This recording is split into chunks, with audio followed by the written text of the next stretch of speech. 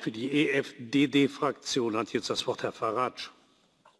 Thank you. Well, I think we can all agree that 2016 has been a momentous, indeed historic year. And as it's Christmas, let's think of those events in terms of the three wise men bearing their gifts. First, we had the Brexit deliverance. Then we had the Trump triumph. And then thirdly, of course, the Italian rebellion. It's just that in this case, the gifts were all the same. Democracy and the rebirth of the nation state. And I really think you better listen, because I know in the past you've managed to ignore Danish, Dutch, Irish and French referendums, but this time it is for real. A democratic revolution has begun. And yet, when the 28 leaders of the EU countries meet tomorrow, on the agenda, I see no sign of humility. I see no understanding of what has happened at all. In fact, what I see is the implementation plan of the EU global strategy on security and defence. In simple English, EU militarisation, the building of a European army, and indeed Mr. Juncker used Donald Trump's magnificent victory to say, well, that means that NATO won't be here anymore. We have to do this ourselves, is what you said. And I think this is a huge and dangerous error. Trump is not a threat to NATO. He wants it to be redefined, and he wants the members to pay their way.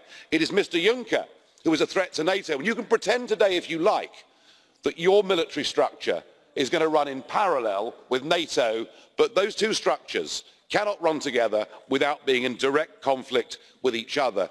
It was Tony Blair that first really worried me about this project when he said the rationale for the EU today is not peace, it's about power.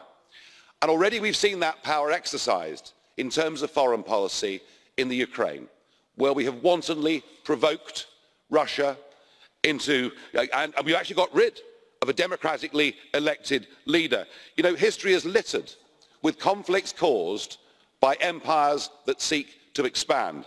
And it's about time the British government actually stood up tomorrow and said, enough. This is madness, and we as an independent United Kingdom will act as the bridge between America and the nation states of Europe to make sure that NATO is secure.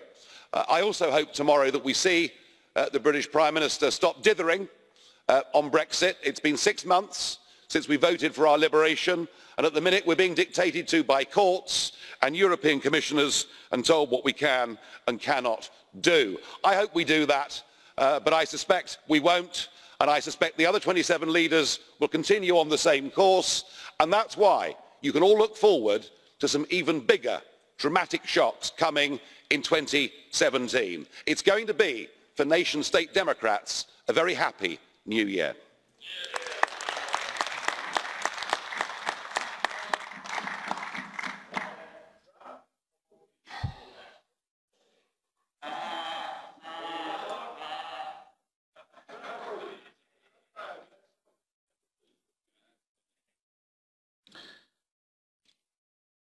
Herr Abgeordneter, es gibt eine Frage der Frau in 't Veld an Sie. Bitte sehr, Freund. Yes, thank you, Chair. Just something that you said that I would like to ask your clarification. You say dictated by the courts. So do I understand that you now officially say that you no longer accept the independence of the courts, one of the pillars of democracy and the trias politica? A yes or no answer, please. Well, Tony Blair did his absolute best to politicise a civil service that had been made neutral by Gladstone 140 years earlier. And yes, of course it's true. We have some people sitting in judgment who have actively been engaged in the process of European unity, and they, in those specific cases, should, I think, have absented themselves. But the real point I'm making is dithering. Had the new Prime Minister triggered Article 50 immediately, there'd be no court cases. We wouldn't have Monsieur Barnier talking down to us. We'd be getting on with doing the best we can under Article 50, though I'm concerned, listening to your colleague Mr Verhofstadt, that once we trigger Article 50, it may become so unworkable that we simply have to say we're going goodbye.